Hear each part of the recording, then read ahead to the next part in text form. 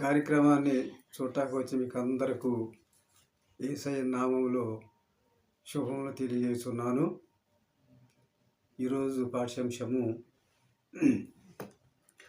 Mark సువార్త 5వ అధ్యాయము 21 నుంచి 43 వరకు రాయబడి ఉన్నటువంటి వాక్యాలలో కొంత సారాంశం మనం తెలుసుకుందాము.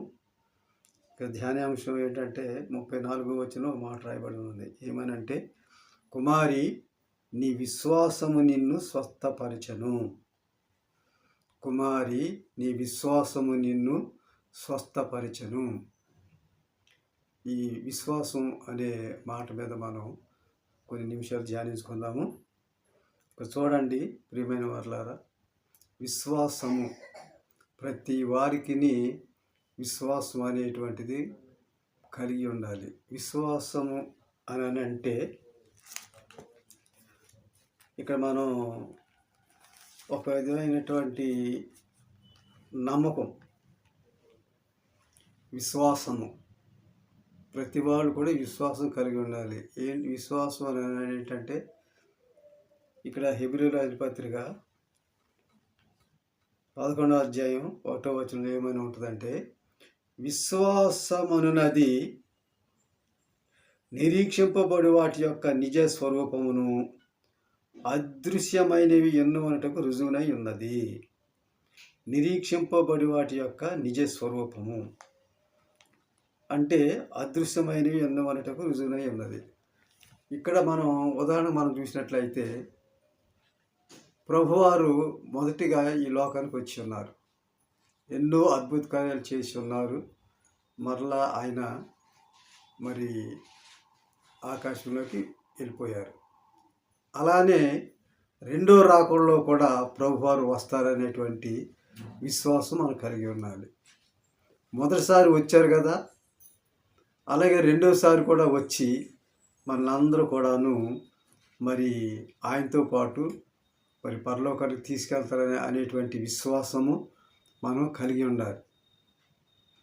ఇంకొక విశ్వాసం అంటే ఏంటంటే, కొంతమంది డాక్టర్లు ఉంటారు అనుకోండి, జనరల్గా చెప్తున్నాను, వీరు కాకుండా అక్కడ దూరంలో ఉన్నటువంటి ఆయన మంచిగా చూస్తుంటే, అదిగో డాక్టర్ గారు మంచిగా చూస్తున్నారు, జబ్బులు వెళ్ళగొడుతున్నారు, స్వస్థపరుస్తున్నారు అనే విశ్వాసం కలిగి అక్కడికి వెళ్ళి ట్రీట్మెంట్ తీసుకుంటూ ఉంటారు. అది విశ్వాసం. అట్లాగే ఇక్కడ అదృశ్యమైనవి ఎన్నో అనుటకు రుజువునై ఉన్నది. అది విశ్వాసం. ఇక్కడ చూడండి, ఈ రకమైనటువంటి విశ్వాసం ఏంటనంటే, పాఠ్యభాగంలో మనం చూసినట్లయితే ఇక్కడ చెప్పినటువంటి వాక్యాలలో ఇద్దరు మనుషులను మనం చూస్తూ ఉన్నాం. ఇద్దరు స్త్రీలు, అంటే యాయీరు అనే అతని యొక్క కుమార్తె, రెండో ఆమె ఎవరంటే 12 సంవత్సరాలు రక్తస్రావంతో బాధపడుతున్నటువంటి స్త్రీ. వీళ్ళ విశ్వాసం ఏంటో చూద్దాం ఒకసారి. ఇక్కడ చూడండి, ఇక్కడ ప్రభువారు సముద్ర తీరం ఉండగా జనసమూహపు అధికారులు యాయీరను ఒక ఆయన ప్రభువారి దగ్గరకు వచ్చి ఆయనను చూచి ఆయన పాదముల మీద పడి, నా చిన్న కుమార్తె చావనై ఉన్నది, అది బాగుపడి బ్రతుకున్నట్లు నీవు వచ్చి దాని మీద నీ చేతులుంచవలని ఆయనను మిగులు బతిమాలు కొనగా ఆయన అతనితో కూడా వెళ్ళాను. జనసమూహం ఎంతోమంది వచ్చారు. ప్రభువారు ఎక్కడ వాక్యం చెప్తూ ఉంటే, ఎక్కడ బోధ చేస్తూ ఉంటే అక్కడ ప్రభువారు ఉన్నారని చెప్పేసి చుట్టుపక్కల ఉన్నటువంటి ప్రాంతాల నుంచి అనేకమైనటువంటి జనాలు వాక్యం వినటానికి వచ్చేవారు. వాళ్ళతో పాటు అనారోగ్యంగా ఉన్నటువంటి వాళ్ళు కూడా తీసుకొని వచ్చేవారు. ఇక్కడ సమాజపు మందిరపు అధికారులలో ఒకడు యాయీరు. సమాజపు మందిరంలో ఉండేవారు ఎవరన్నమాట? శాస్త్రులు, పరిసయ్యులు, అక్కడ అధికారులు ఉండేవాళ్ళు. వాళ్ళలో ఒక ఆయన. వాళ్ళు ఎటువంటి మనుష్యులు అని అంటే, ప్రభువారు చెప్పేటువంటి బోధను చేయకుండా చూడాలని, అలానే ఆయన అనేకమైనటువంటి చిక్కులలో పెట్టి, ఆయనని హింసలు పెట్టి ఆయనను సిలువకు అప్పగించాలనే కోరికలు కలిగి ఉన్నటువంటి వారు మనుషులు అన్నమాట, వాళ్ళు పరిసయ్యులు, శాస్త్రులు. అటువంటి వాళ్ళ నుండి ఒక అధికారి వచ్చి ప్రభువారి దగ్గరకు వచ్చి ఆయనను చూచి ఏమన్నాడు? ఆయన పాదముల మీద పడి, అంటే ఏంటన్నమాట, అటువంటి అతను ప్రభువారి గురించి విన్నాడు. ఈ తన చిన్న కుమార్తె విషయంలో ఎన్నో మందులు వాడి ఉండవచ్చు, కానీ చివరగా మరి ఏ మందులు వాడిన కానీ అతని కుమార్తె స్వస్థత పడలేదు. అందుకని చివరిగా ప్రభువారి గురించి ఆ సమాజ మందిరంలో చూస్తూ ఉన్నాడు, వింటూ ఉన్నాడు, అనేక అద్భుతమైన కార్యాలు చూస్తూ ఉన్నాడు, తెలుసుకున్నాడు. మనిషి మారు మనసు పొంది ఏం చేశాడు? ప్రభువారి దగ్గరకు వచ్చారు. ప్రభువారి దగ్గరకు వస్తే ఎలాగైనా సరే నా కుమార్తె బ్రతుకుద్ది, చనిపోయినా బ్రతుకుతుంది అనేటువంటి విశ్వాసం కలిగి ఆయన ఏం చేశాడంటే వచ్చి ప్రభువారిని చూసి ఆయన పాదముల మీద పడి, చూసారా ప్రియమైన సంఘమా, ఏం చేశాడు? తన కుమార్తె బ్రతకాలి కాబట్టి తను మనసును మార్చుకొని, హృదయాన్ని మార్చుకొని దేవుని పాదముల మీద పడి ప్రభువుని బ్రతిమాలుకుంటున్నాడు. అయ్యా, మీరు వచ్చి నా చిన్న కుమార్తె సావనై ఉన్నది, ఆమె మీద మీ చేతులు ఉంచితే చాలు, మీరేం ఒక్క మాట కూడా చెప్పక్కర్లేదు, స్వస్థత పడుదు అని కూడా చెప్పక్కర్లేదు, మీ చెయ్యి ఆమె మీద ఉంచితే చాలు, ఆమె బాగుపడుతుందనే అటువంటి విశ్వాసం అతను కలిగి ఉన్నాడు. ఇతను మొదటి వ్యక్తి. రెండో వ్యక్తి గురించి మనం చూద్దాం ఇక్కడ. అట్లాగే మరి ప్రభువారిని తీసుకుని వెళ్తా ఉంటే జనసమూహం అంతా కూడా మరి ఆయన అంటే వస్తూ ఉంటుంది.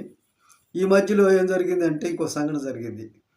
12 సంవత్సరాల నుండి రక్తస్రావం కలిగినటువంటి ఒక స్త్రీ, ఆమె అనేక వైద్యుల చేత తిప్పలు పడి కలిగిన ధనమంతయు వ్యయము చేసుకొని ఎంత మాత్రమును ప్రయోజనము లేక మరింత సంకటపడెను. చూసారా, 12 సంవత్సరాలు అంటే చూడండి ప్రియమైన వారులారా, ఎంత భయంకరమైనటువంటి విషయము. రక్తస్రావం అంటే శరీరంలో నుంచి రక్తం కారిపోవటం. మరి ఒక రోజు కాదు, ఒక నెల కాదు, ఒక సంవత్సరం కాదు, 12 సంవత్సరాల నుంచి ఎంత బాధ అనుభవించిందో చూడండి ప్రియమైన వారులారా. చివరిగా ఎన్నో మందులు వాడింది, ఎంతోమంది డాక్టర్ల దగ్గరికి వెళ్ళింది, ఆమెకు ఉన్నటువంటి డబ్బంతా కూడా వ్యయం చేసుకున్నది, అయినా ఆమె స్వస్థత పడలేదు. చివరిగా ఆమె అనుకుంది, ఏమని అనుకుంది అని అంటే, యేసును గూర్చి విని నేను ఆయన వస్త్రములు మాత్రము ముట్టినా బాగుపడదు అనుకొని జన సమూహంలో ఆయన వెనుకకు వచ్చి ఆయన వస్త్రము ముట్టెను. ఆమె ఏమనుకుంది? ఇంకేమి లాభం లేదు, మందులు వాడినా నేను బ్రతకను, నా బ్రతికింతే, నా స్థితి ఇంతే అని చెప్పేసి ఆలోచించుకొని చివరిగా ఏమనుకుందంటే ప్రభువారి గురించి విని ఆయన దగ్గరికి వెళ్తే చివరిగా నేను బాగుపడతాను అని అనుకుని వెళ్ళి ఏం చేసింది? ఎంతోమంది జనాలు క్రికెట్స్ ఉన్నారు కదా, వాళ్ళందరూ కూడా నెట్టేసి వెళ్ళిపోయి ఆయన యొక్క వస్త్రపు చెంగును ముట్టుకున్నది.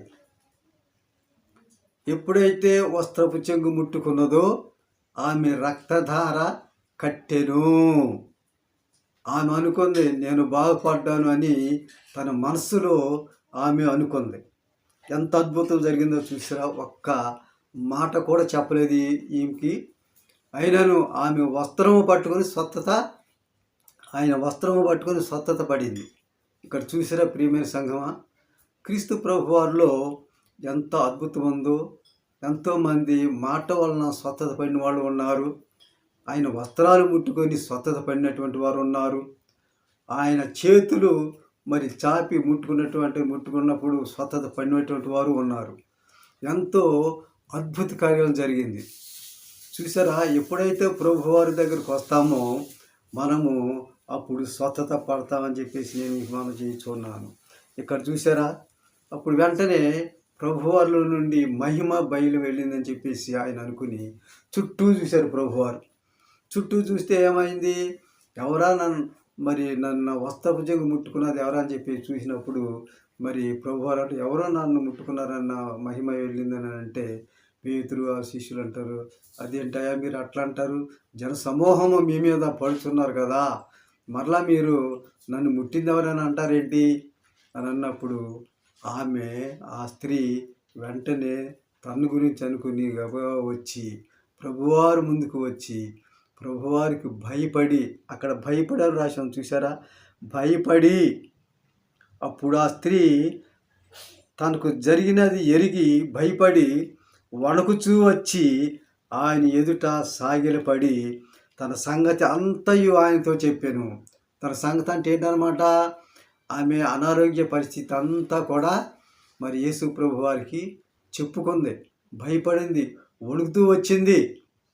ఏం చేస్తారో ఏంటో అనుకొని ఎంతో భయపడుతూ బాధపడుతూ ఆయన దగ్గరికి వచ్చి జరిగిందంతా చెప్పింది. అప్పుడు ప్రభువారు అంటారు, అందుకైన కుమారి నీ విశ్వాసము నిన్ను స్వస్థపరచను, సమాధానము కలదానవై పొమ్ము, నీ బాధ నివారణ అయి నీకు స్వస్థత కలుగునుగాకని ఆమెతో చెప్పాను.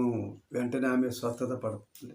ఈమె స్వస్థత పడ్డ తర్వాత యాయిరు వచ్చాడు కదా, యాయిరు కుమార్తె దగ్గరికి వెళ్ళారు. వెళితే అక్కడ ఈ మధ్యలోనే ఆ అధికారి ఇంటి దగ్గర నుంచి కొంతమంది వచ్చి ఏం చెప్తారంటే, నీ చిన్న కుమార్తె చనిపోయిందయా, ఎందుకు ఆయన బాధ పెడతావు, ఆయన వద్దులే వచ్చేసే అన్నప్పుడు ప్రభువారు చెప్తారు, నువ్వు భయపడవద్దు పద అని చెప్పేసి అతని ఇంటికి వెళ్ళి ఆయనతో పాటు ఎవరెవరిని తీసుకెళ్లారంటే తల్లిదండ్రులను, అలానే మరి యాకోబు సహోదరుడైన మరి యోహాన్ కూడా తీసుకుని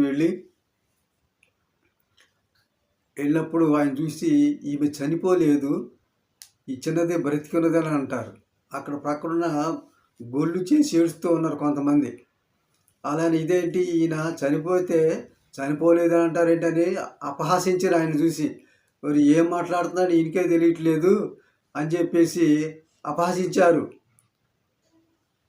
ఎంతో అపనిందలు వేశారు.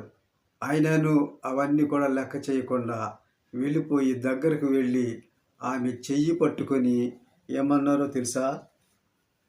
41వ వచనం ఉంది, చిన్నదానా, ఆమె చెయ్యి పట్టి తలితాకుమి అని ఆమెతో చెప్పాను. ఆ మాటకు చిన్నదానా లెమ్మని నీతో చెప్పుచున్నాను నేను. తలితాకుమి అని అంటే చిన్నదానా లెమ్మని నీతో చెప్పుచున్నానని అర్థము. వెంటనే ఆ చిన్నది లేచి నడవసాగెను. ఆమె 12 సంవత్సరముల వయసు కలిగినటువంటి మరి బిడ్డ. చూసారా ప్రియమైన వారలారా, ప్రభువారు వాక్కు వలన బ్రతికింది. చిన్నదాన లెంబు అంటే లేచిపోయిందంటే తిరిగి వెళ్ళిపోయినటువంటి ప్రాణం తిరిగి ఆమె దేహంలో ప్రవేశించింది. ఎంత గొప్ప విషయం చూసారా ప్రియమైన వారలారా. అలానే ప్రియమైన వారలారా, మరి ఎవరైనా సరే మరి ప్రభువారు చూడండి, ప్రభు మాటలో ఎంత శక్తి ఉందో. వాక్కులో శక్తి ఉంది, శరీరంలో శక్తి ఉంది, చేతిలో శక్తి ఉంది, స్వస్థత ఉంది. కాబట్టి ఎవరైనా ప్రియమైన వారులారా అనారోగ్యంతో బాధపడినటువంటి వారు ఉంటే వెంటనే ఆయన దగ్గరకు వచ్చినట్లయితే ఆయన స్వస్థత చేకూరుస్తారని చెప్పేసి నేను మీకు మనవి చేస్తూ ఉన్నాను. చూసారా ఎంత గొప్ప అద్భుత కార్యాలను చేస్తూ ఉన్నారు. మన జీవితంలో కూడా ప్రభువారిని మనం దగ్గర చేర్చుకున్నట్లయితే ప్రభువారు రావాలి. ప్రభువారు మన దగ్గర రావాలంటే మనం ఏం చేయాలి? మనము దేవుని యందు భయభక్తులు కలిగి ఉండాలి. యాయిరు అతను ఏం చేశాడు? మారు మనసు పొంది యేసును చూచి సాగిలపడి చూసారా ప్రభువారికి నమస్కారం చేశాడు. అయ్యా రెండయ్యా అని బ్రతిమాలుకొన్నాడు. అట్లాగే మనం కూడా మానవులైనటువంటి మనం కూడా ప్రభువారు మన ప్రక్కనే ఉన్నారు. ఆ రోజులో ప్రతి ఇంటికి వెళ్ళి ప్రతి వాని దగ్గరికి వెళ్ళి స్వస్థత చేశారు. అలాగనే ప్రభువారంటే వాక్యమై ఉన్న దేవుడు మన దగ్గరే ఉన్నారు. ఆ వాక్యాన్ని తీసుకొని మనం ప్రార్థన చేసుకున్నట్లయితే మనం కూడా మనలో ఉన్నటువంటి పాపనంతా కూడా కడిగి వేసుకున్నట్లయితే, మనము దేవుని యందు భయభక్తులు కలిగి జీవించి ఉన్నట్లయితే మనము కూడా వారు స్వస్థత పడినట్లుగా మనం కూడా స్వస్థత పడతామని చెప్పేసి నేను మీకు మనం చేస్తూ ఉన్నాను. చూసారా, ఇక్కడ చూడండి, మార్క్స్ వార్త 3వ అధ్యాయం 5వ వచనంలో ఏం రాయబడి ఉన్నదో. ఏమనంటే, ఆయన వారి హృదయ కాఠిన్యమునకు దుఃఖపడి కోపముతో వారిని కలియజూసి నీ చెయ్యి చాపుమని ఆ మనిషితో చెప్పాను. అనరే ఊచ చేయగలవాడు అతన్ని ఏమన్నారంటే ప్రభువారు చూసి నీ చెయ్యి చాపు అంతే, ఏమనలా. వెంటనే అతని చెయ్యి ఏమైపోయింది, చాపు అన్నంతలో అతను చెయ్యి చాపాడు, బాగుపడిపోయాడు అంతే. ఎంత అద్భుతం చూసారు ప్రియమైన సంఘమా. విశ్వాసం అనేటువంటిది, అంత విశ్వాసం మరి మనకు ఉండాలని చెప్పేసి నేను మనం చేస్తున్నాను. ఇక్కడ చూడండి, మనం చూసినట్లయితే హెబ్రీయుల పత్రికలో మనం చూసినట్లయితే హేబేలు గురించి మనం తెలుసుకుందాం. హేబేలు కయ్యూను ఇద్దరు అన్నదమ్ములు కదా. అయితే హేబేలు ఏం చేశాడు, మంచిగా గొర్రెలు కాపరి ఆయన. మరి కయ్యూను ఏంటంటే వ్యవసాయం చేసుకునేటువంటి వాడు. హేబేలు మంచి గొర్రెలలో మంచి వాటిని క్రొవ్విన గొర్రెలను తీసుకుని వచ్చి దేవునికి బలిగా అర్పించేవాడు. అతని విశ్వాసం అదనమాట. దేవునికి అంత మంచిగా మరి ఆ మంచి వాటిని మనం క్రొవ్వినటువంటి వాటిని మనం బలిగా అర్పించినట్లయితే దేవుడు మన కానుకలు అర్పించి మనకు సహాయం చేస్తారని చెప్పేసి నేను మీకు మనం చేస్తూ ఉన్నాను. ఇంకా చూడండి, హేబేలే కాదు కానీ విశ్వాసం బట్టి హానోకు కూడా ఏం చేశాడు, దేవుని విశ్వాసం బట్టి ఆయన దేవునితో నడిచి మరణము చూడకుండా ఆయన ప్రభువుతో మరి కొనుక్కోబడ్డారు. మరణం చూడలేదు, ఆయన బ్రతికి ప్రభువారితోనే వెళ్ళిపోయారు, ప్రాణంతోనే. అంటే దేని గురించి అనమాట, అది విశ్వాసం అనేటువంటిది ప్రభువారి మీద ఉంది కాబట్టి ఆ తరంలో ఆయన దేవునితో నడిచి జీవించాడు కాబట్టి ఆయన మరణం చూడకుండా ప్రభువారితో పరలోకానికి వెళ్ళినట్లుగా మనం చూస్తూ ఉన్నాం. అట్లాగే మనం చూసినట్లయితే 6వ వచనంలో చూసినట్లయితే, విశ్వాసము లేకుండా దేవునికి ఇష్టుడై ఉండుట అసాధ్యము.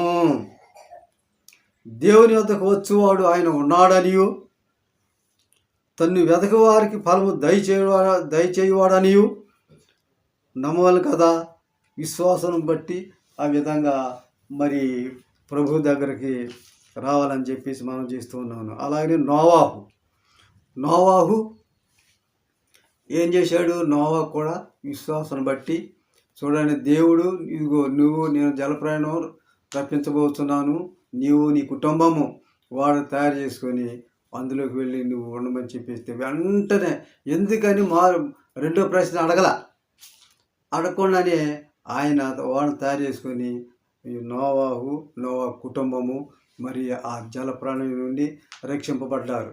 చూసారా, దేని బట్టి అంటే దేవుని యందు విశ్వాసం ఉండటం వలననే. అలానే ఇంకా మనం చూసినట్లయితే 11వ వచనంలో, విశ్వాసమును బట్టి శారాయు వాగ్దానం చేసిన వాడు నమ్మదగిన వాడని ఎంచుకొనేను. విశ్వాసమును బట్టి శారా కూడా వాగ్దానం చేశారు, ఇదిగో నీకు నేను వచ్చే ఈ రోజుకి నువ్వు మగబిడ్డను కంటావని చెప్పేసి అని అంటే ఆ మాటలను ఆ విశ్వాసం గుర్తుంచుకొని ఆ విశ్వాసం బట్టి ఇది జరుగుతుందని చెప్పేసి నమ్మకం కలిగి ఆ విశ్వాసం బట్టి ఆమె మరి విశ్వాసరాలుగా ఉందని చెప్పేసి మనం చేస్తూ ఉన్నాను. కనుక తాను వయసు గతించిదైనను గర్భం ధరించుటకు మరి శక్తి పొందాను. అలాగనే మరి ఇతను కూడా ఎవరు, అందుచేత మృతతుల్యుడైన ఆ యొక్కను నుండి సంఖ్యకు ఆకాశ నక్షత్రములను సముద్ర తీరమందరం లెక్కింప సఖ్యము కానీ ఇసుక వలెను సంతానము కలిగెను. చూసిరా, వారి నుండి మరి ఎంత అబ్రహాం సంతానం నుండి మరి వాళ్ళిద్దరు కూడా విశ్వాసంతో ఉన్నారు కాబట్టి వారు పిల్లలు కనుక్కున్నారు. అలానే వారి సంతానం కూడా దేవుడు చెప్పినట్లుగా ఆకాశ నక్షత్రాలు వలెను సముద్రం ఇసుక వలెను అభివృద్ధి చెందారని చెప్పేసి నేను మనం చేస్తూ ఉన్నాను. ఇంకా మనం చూసినట్లయితే మరి అబ్రహాము శోధింపబడి విశ్వాసం బట్టి ఇస్సాకును కూడా బలిగా అర్పించారు అక్కడ.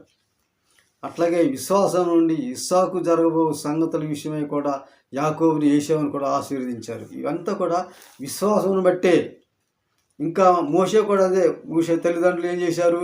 మోషే పుట్టినప్పుడు ఆయన తల్లిదండ్రుల ఆ శిశువును మరి మరి 3 నెలలు అతను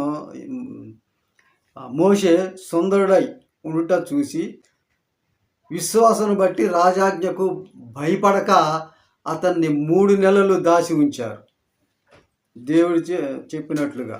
అలానే మనం చూసినట్లయితే ఇంకా ఎరుకో గోడలు చూడు, 7 దినాలు ఎరుకో గోడల చుట్టూ తిరిగి ఏం చేశారు? విశ్వాసం బట్టి ఆ గోడల్ని ప్రార్థన చేత పడగొట్టారు. ఎంత అద్భుతం చూడండి. దేవుడే పడగొట్టారు, వాళ్ళు ఏం చేయలేదు, ప్రార్థన చేసుకున్నారు అంతే. విశ్వాసం బట్టి నమ్మారు.